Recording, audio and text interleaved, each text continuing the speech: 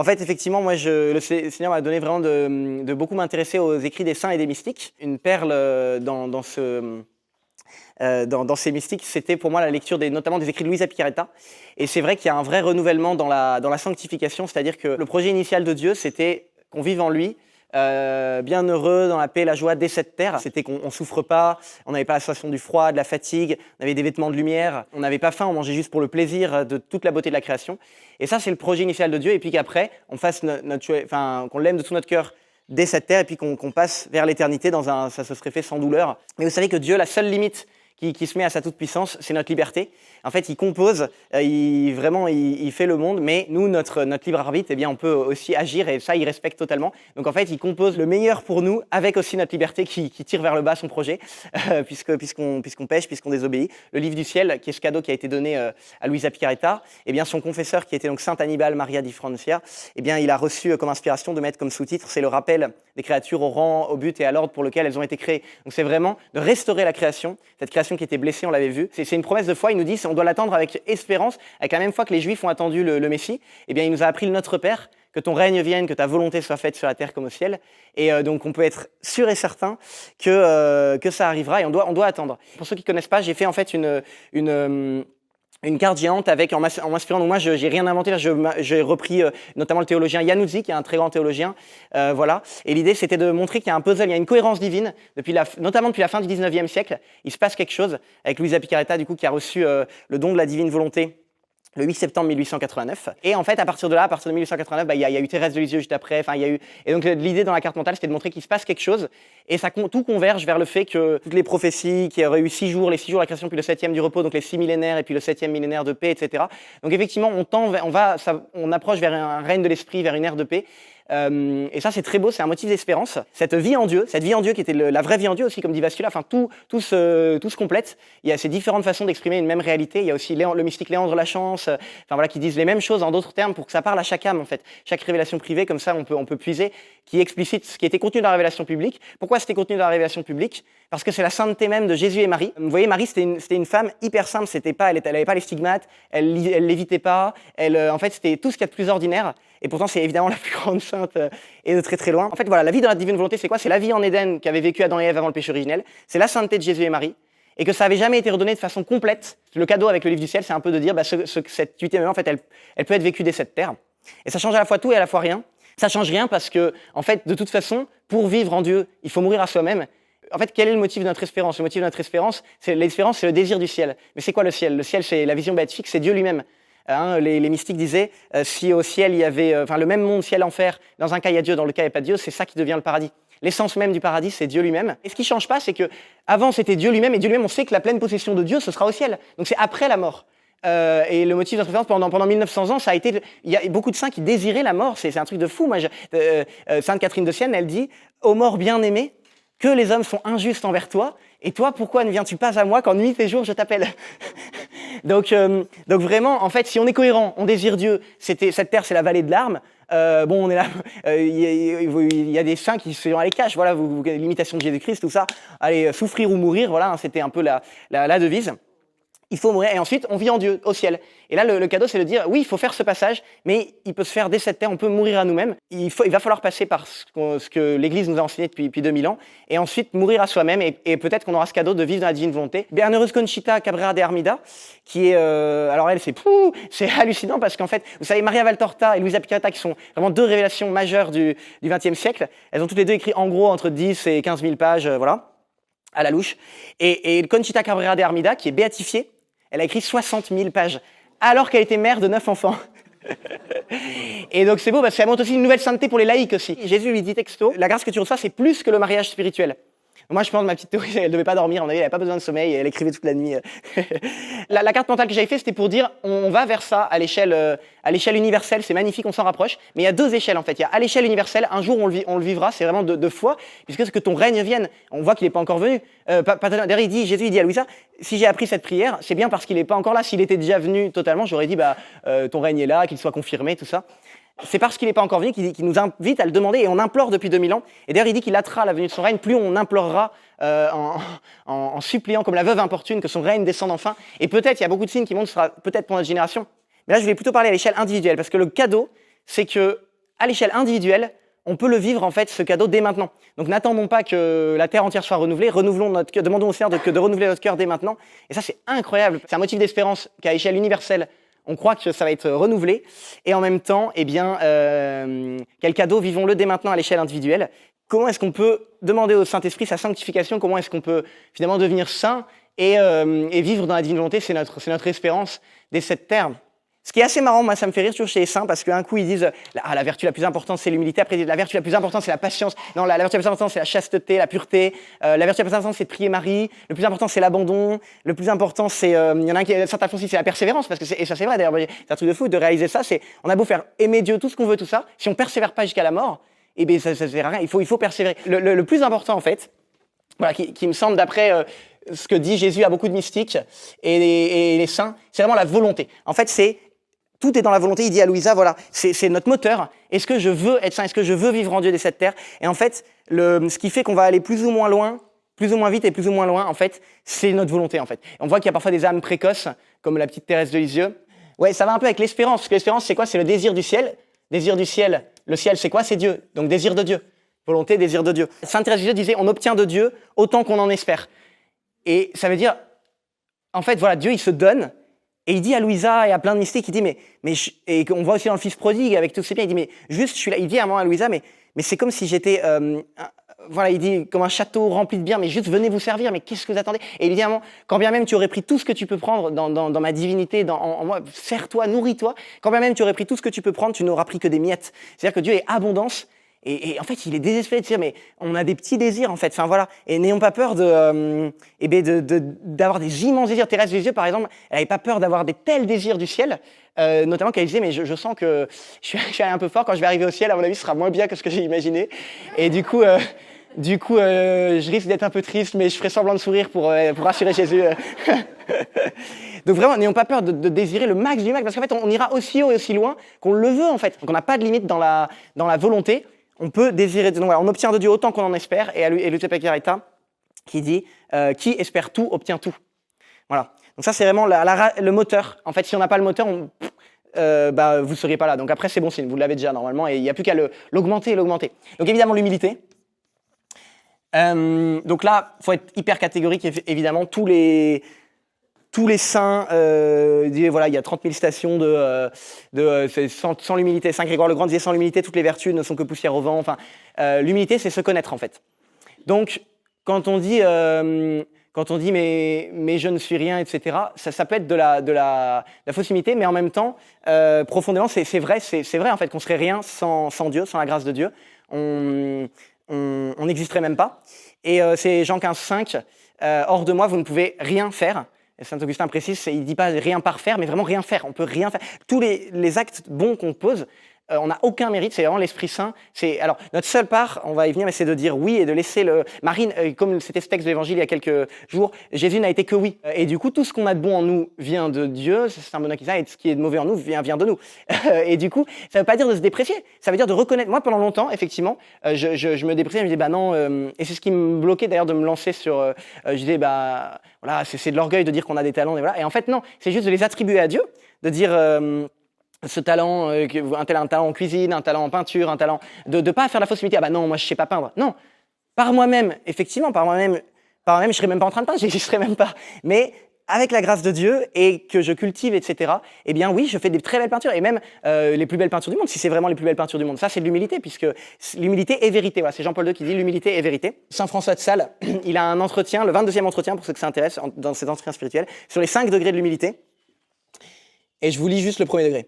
Le premier degré de l'humilité, c'est la connaissance de soi-même, c'est-à-dire lorsque, par le témoignage de notre propre conscience et par la lumière que Dieu répand dans notre esprit, nous connaissons que nous ne sommes rien que pauvreté, que misère et abjection. Cette humilité ici, si elle ne va pas plus loin, elle n'est pas grand-chose. Et en effet, elle est fort commune, car il se trouve peu de personnes qui vivent avec tant d'aveuglement qu'ils ne connaissent assez clairement leur vilité pour peu de considération qu'ils fassent. En gros, il dit de savoir qu'on n'est rien, ça c'est que le premier degré en fait. Et là, il dit waouh. Donc voilà, de savoir reconnaître notre pauvreté, qu'on est comme disait Père Fauchon, on est tous les saints, c'est pas des gens parfaits, c'est des pauvres types, et c'est par la grâce de Dieu voilà qu'ils agissent. Et c'est pour ça que, c'est Dieu qu'il faut louer et non pas l'instrument, Dieu qui agit dans l'âme. Et tous les saints, en fait, si on leur demandait, ils disaient mais, enfin, il y avait, je crois, c'était Curé d'Ars il faisait des beaux sermons, etc. Et puis tout le monde lui disait plein de louanges, plein de compliments toute la journée.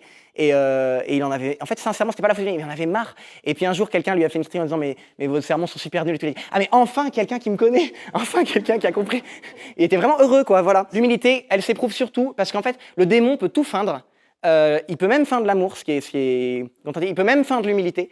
Et il y a une seule vertu que le démon n'arrive pas à imiter, c'est l'obéissance.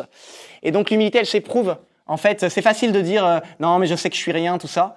Et ça peut même être très subtil. Pour moi, par exemple, je me dis la chaîne, si un jour un évêque me demande d'arrêter, ça va, j'obéirai et tout. En fait, on se connaît pas soi-même et en fait, voilà, c'est crucifiant.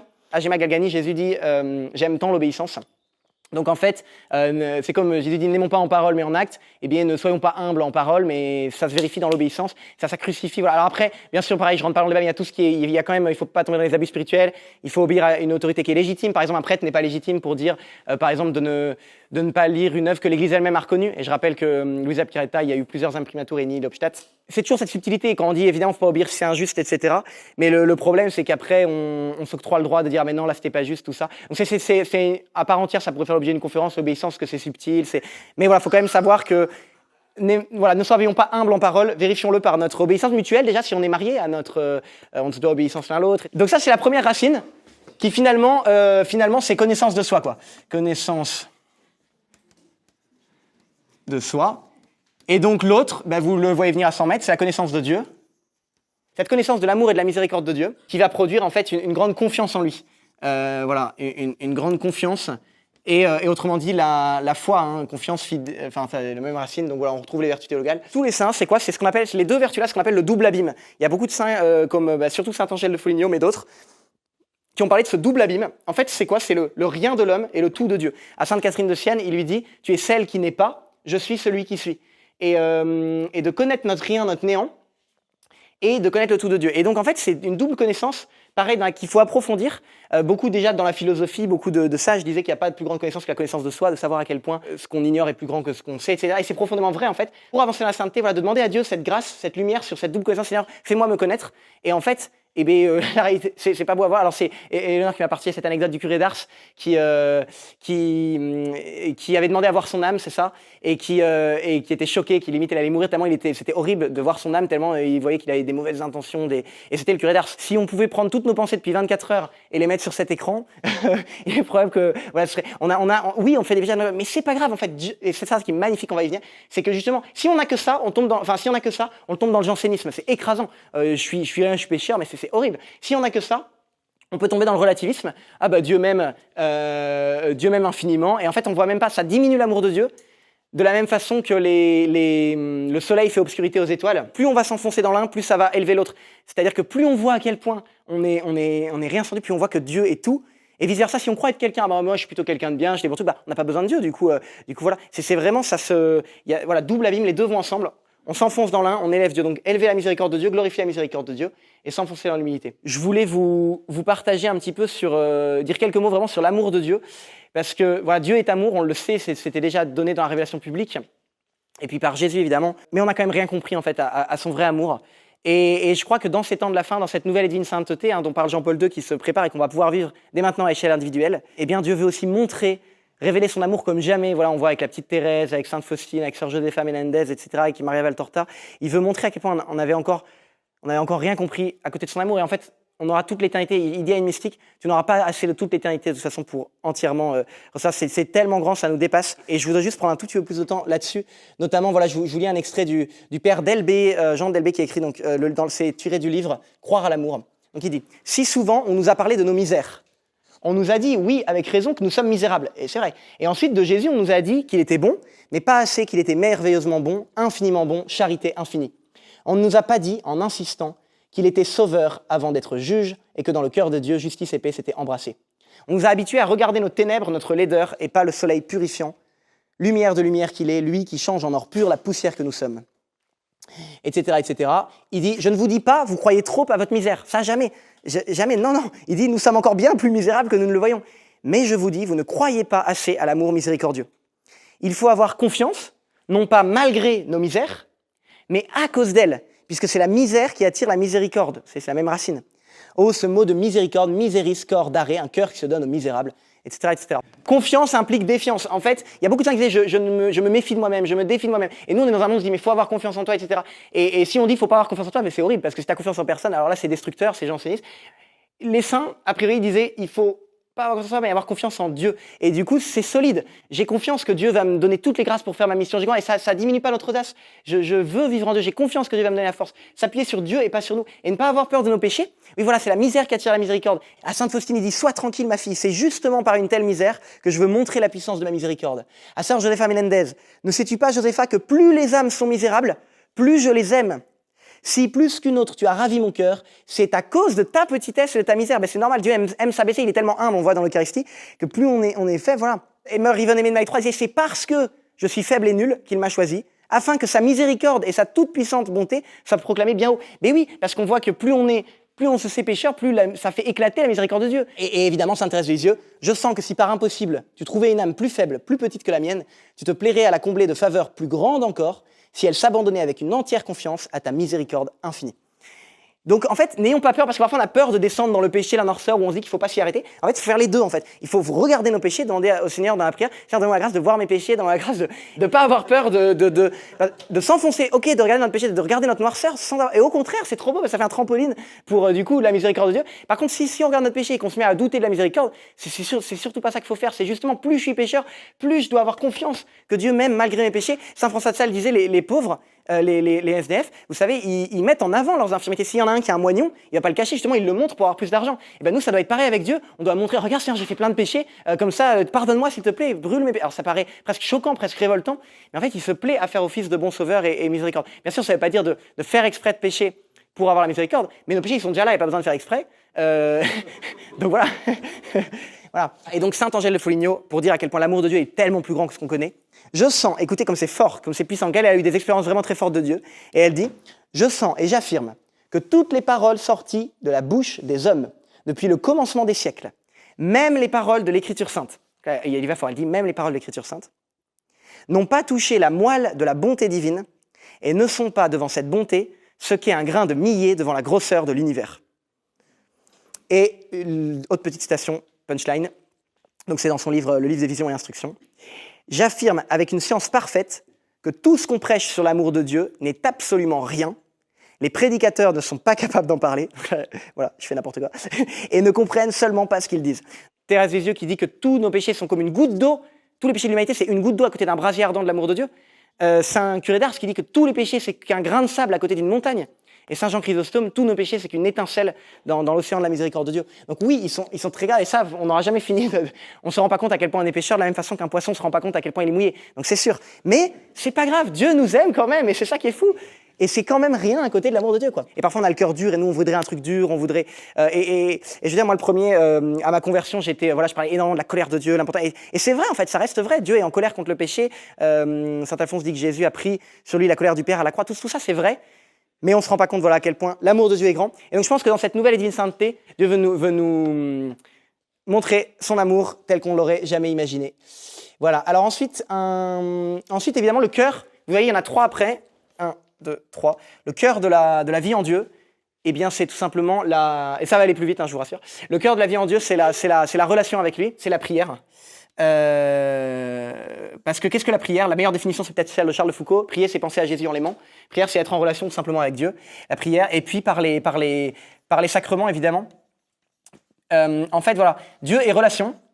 Et donc ça, c'est l'amour de Dieu, quoi. Hein. Dieu est relation, il veut qu'on entre en relation avec lui. Et c'est le grand commandement d'aimer Dieu. Il y a plein de relations qu'on est appelé à avoir dans le spirituel. La relation avec Jésus, la relation avec le Père, d'être son enfant, la relation avec l'Esprit Saint, mais il veut nous donner plein d'autres relations. C'est cette abondance dans la foi catholique. Il veut nous donner une relation avec Marie, notre maman, la relation avec les saints. On peut avoir vraiment des amitiés avec des saints. La relation avec les âmes du purgatoire. Et puis sur terre, les relations les uns entre les autres dans cette communion des saints. Vous savez, on est une seule église, divisée en 3 parties. Nous, ici sur terre, l'église militante, l'église du purgatoire, l'église souffrante, et l'église au ciel, l'église triomphante. Mais on est une seule église dans la communion des saints. Et donc ça, c'est entrer en relation avec Dieu, avec les saints, avec les anges. C'est le cœur de ce pourquoi Dieu nous a créés, c'est la relation. J'aurais presque pu écrire relation ici, c'est presque plus juste. La relation qui donc passe par la prière. Quand on est en relation, on a envie de s'unir à la personne qu'on aime, donc c'est l'Eucharistie. Et on demande pardon, c'est la confession. Et puis voilà, on a envie d'aimer Dieu de son cœur. C'est vraiment le cœur pour vivre en Dieu, c'est de l'aimer, quoi, tout simplement. C'est de rentrer en relation avec lui, de prendre un temps de. Aussi, il y a un truc, c'est que parfois on se demande dans la divine volonté, est-ce que on est juste en prière perpétuelle, tout ça. Mais c'est très important quand même de prendre un temps de prière chaque jour qui nourrira ensuite la prière perpétuelle. Voilà. Ensuite, c'est tout simplement de cultiver les vertus. Alors, à certains passages du livre du ciel, il dit que c'est pas la sainteté des vertus, on va en reparler, mais à d'autres, il dit quand même les vertus, c'est quoi? Ça va être l'humilité, j'ai noté quoi? Tout ce qui va être la patience, la douceur, la chasteté, etc. Le combat spirituel, en fait, d'avancer dans le combat spirituel, et puis bien sûr la charité envers le prochain, l'amour du prochain, quoi. Hop. Donc, vous voyez, on retrouve les 3 vertus théologales, le double commandement de l'amour, aimer son prochain, aimer Dieu, parce que c'est en travaillant sur nous-mêmes aussi qu'on va pouvoir donner plus d'amour aussi. C'est l'abandon, en fait. Voilà, l'abandon, ça va être un sommet dans la vie spirituelle. De s'abandonner entièrement à Dieu comme un enfant dans les bras de son père. Ça va être la petite voix de Thérèse aussi ici qui se retrouve. Et donc c'est vraiment, on va trouver une joie en fait, une profonde joie en faisant la volonté de Dieu, c'est faire la volonté de Dieu, et puis en voulant ce que Dieu veut. Mystérieusement, tout ce qui arrive en fait est dans la volonté de Dieu. Et du coup, d'accueillir l'événement, événement en hébreu, c'est dabar, et c'est un même mot pour parole et événement. On dit parfois Dieu nous parle par son Père, par les événements, justement Dieu nous parle par le Fils, par sa parole, et Dieu nous parle par l'Esprit Saint, par les autres. Et donc l'événement qui nous arrive, c'est Dieu qui nous parle. Et donc plutôt que de se révolter contre l'événement, c'est d'accueillir, et c'est vraiment un chemin de bonheur. En fait, l'abandon va donner, les fruits évidemment, ça va être la paix et la joie. Il y a Toller qui disait, je vais donner cette anecdote, un mystique du Moyen-Âge, qui rapporte un dialogue entre un théologien et un mendiant. Un théologien prie à Dieu 8 années durant de lui faire voir un homme qui lui montrerait la voie de la vérité. Un jour qu'il brûlait de ce désir plus ardemment que jamais, une voix du ciel se fit entendre et lui dit « Sors et va sur les marches de l'église, tu y trouveras l'homme qui t'enseignera la voie de la vérité. » Donc le théologien il sort, il voit un gars dont les pieds étaient blessés, nus et boueux, dont les vêtements ne valaient pas 3 oboles. Il le salue en disant « Que Dieu vous accorde un bon jour !» Le mendiant lui répond « Je me souviens pas d'avoir jamais eu un mauvais jour. » Alors tu dis « Bon, que Dieu vous rende heureux !» reprend le maître. Et le pauvre de lui répartit « Mais j'ai jamais été malheureux. » Bon, Dieu vous bénisse, répliqua le théologien, mais parlez plus clairement parce que là, je ne comprends pas ce que vous dites. Je le ferai volontiers, dit le pauvre. Vous m'avez souhaité un bon jour, je vous ai répondu que je ne me souviens pas d'en avoir eu un mauvais. En effet, quand la faim me presse, je loue Dieu. Si je souffre du froid, si la grêle, la neige ou la pluie tombe, si le temps est au calme ou à la tempête, je loue Dieu. Lorsque je suis dans le besoin, dans les rebuts et les mépris, je loue Dieu encore, et par suite, il ne m'arrive jamais un mauvais jour. Vous m'avez souhaité ensuite une bonne et heureuse vie, je vous ai répondu que je n'avais jamais été malheureux, et cela est vrai parce que je sais vivre avec Dieu, et je suis certain que tout ce qu'il fait ne peut être que très bon. C'est pourquoi quelque chose que je reçoive de Dieu, qu'il permette que je reçoive, prospérité ou adversité, douceur ou amertume, je le regarde comme une heureuse fortune et je l'accepte avec joie de sa main. Donc voilà, il s'attache qu'à sa seule volonté, et comme il voit la volonté dans l'événement, c'est le secret de la paix. Et à Louisa, il dit à quel point aussi l'importance de la paix comme une vertu divine en fait. Dieu, il nous veut les fruits de ça. Au départ, c'est son projet. Voilà, ça c'est vraiment, peut-être, je vais faire comme le père Francesco, je vais encadrer en rouge. Ça c'est c'est les fruits de la vie d'identité, de la vie en Dieu. Il nous veut dans la paix et la joie. Il faut faire la justice. Par exemple, si on est harcelé, par exemple, imaginons, on doit d'abord essayer de changer changer ses enfants de collège s'ils sont harcelés, par exemple, etc. On doit agir. Mais ensuite, c'est juste de dire s'il y a un événement qu'on contrôle pas, on peut rien faire, de pas se battre contre les événements parce que dans l'événement, mystérieusement, il y a la main de Dieu. Voilà. Et puis il y a aussi un carme, j'aime beaucoup, qui a écrit un livre, je vous le conseille, L'Abandon de Wilfrid Stinnison. Parce qu'on dit parfois, oui, mais Dieu ne voulait pas aux Juifs, des machins. On sait qu'il y a sa volonté antécédente, évidemment, c'était son projet, je vous l'ai dit, initial, il n'y avait aucune souffrance, mais il y a sa volonté permissive. Mais il dit, Wilfrid, dans la vie de tous les jours, il dit, ne nous torturons pas l'esprit en voulant établir une distinction précise entre ce que Dieu veut et ce qu'il contente de permettre. Ce qu'il permet fait aussi partie de son plan global, universel.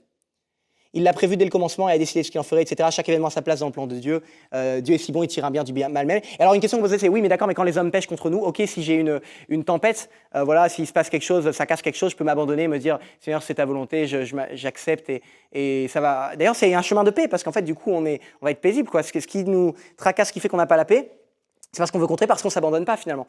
Mais là, Saint Alphonse est assez précis et c'est intéressant. Il dit.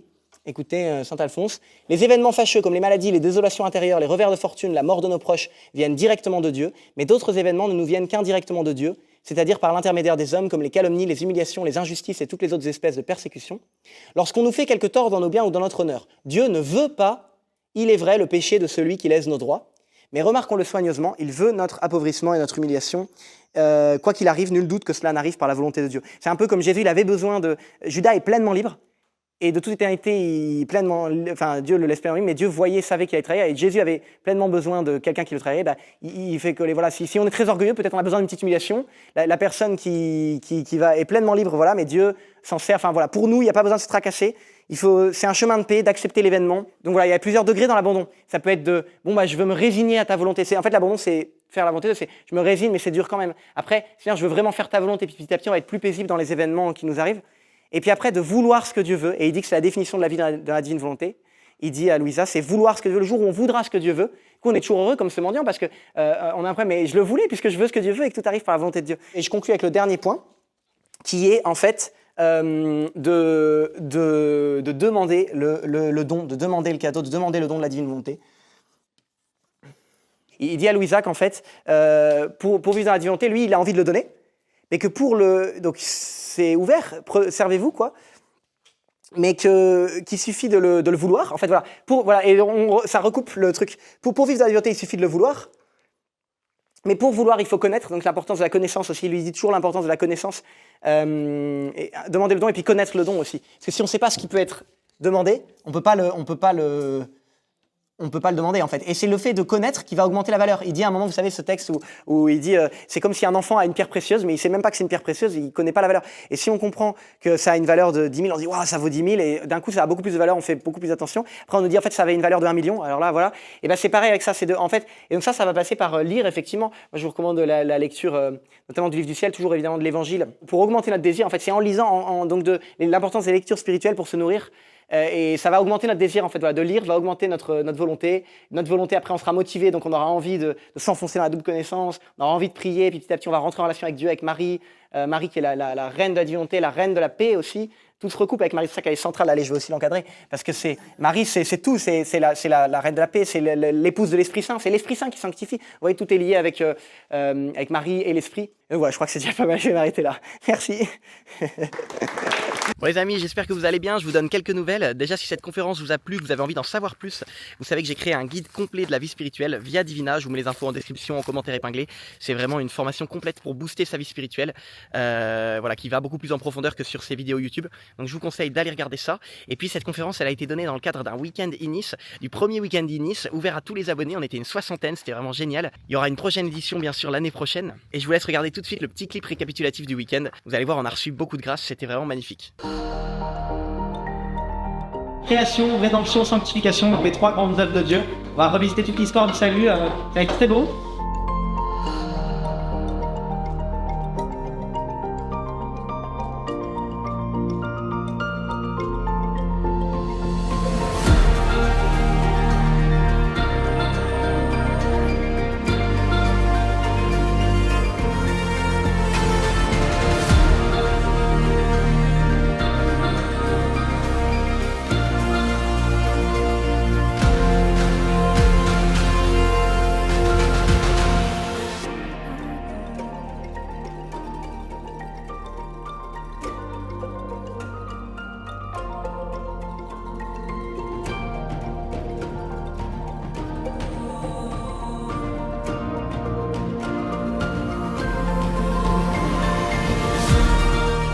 On est appelé à la sainteté en Christ pour être avec lui, des messagers de son amour, et que cette création, elle redevienne à nouveau le temple de Dieu.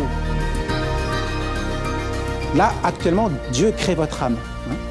Si Dieu se retirait, vous seriez non pas détruit, mais annihilé. J'ai confiance que Dieu va me donner toutes les grâces pour faire ma mission. Et ça ne diminue pas notre audace. Je veux vivre en Dieu. J'ai confiance que Dieu va me donner la force. S'appuyer sur Dieu et pas sur nous. Dieu, il donne tout, c'est juste à quel point on veut prendre beaucoup. Mais en tout cas, du côté de Dieu, c'est grand ouvert.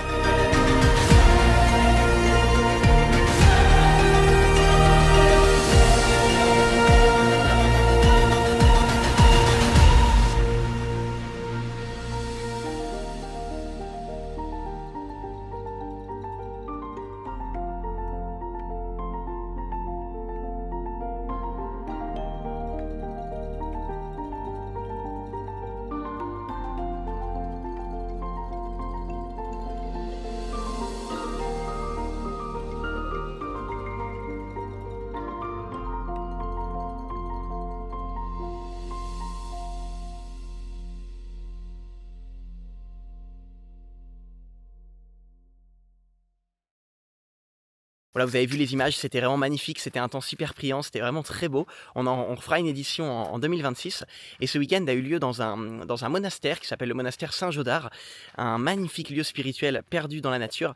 Et d'ailleurs, si vous êtes jeune et que vous ne savez pas encore quoi faire l'année prochaine et que vous avez envie de donner un an pour Dieu, eh bien dans ce monastère, eh bien il y a une proposition de formation, de se former intégralement sur vraiment plein de sujets, théologie, anthropologie, philosophie, écologie intégrale. Et on peut même suivre cette formation sur 3 ans en partenariat avec l'Université du Liban pour obtenir eh bien, un diplôme qui permettra d'enseigner, notamment d'être professeur dans leur contrat. Mais vous pouvez aussi faire simplement une année pour Dieu. Ça peut être l'occasion de donner un an pour Dieu dans un cadre magnifique, entouré par d'autres jeunes pour se porter dans la prière.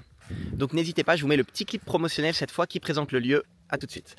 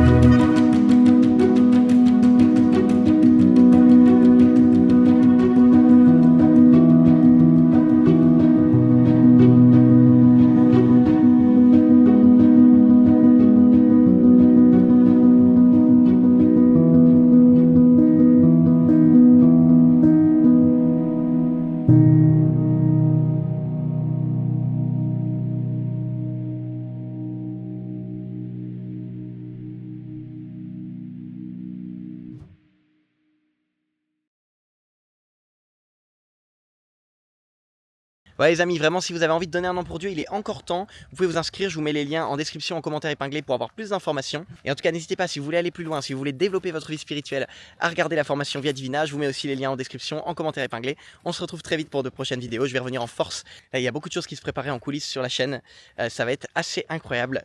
Ça va être une chouette année par la grâce de Dieu. Donc voilà les amis, que Dieu vous garde et à très vite, ciao.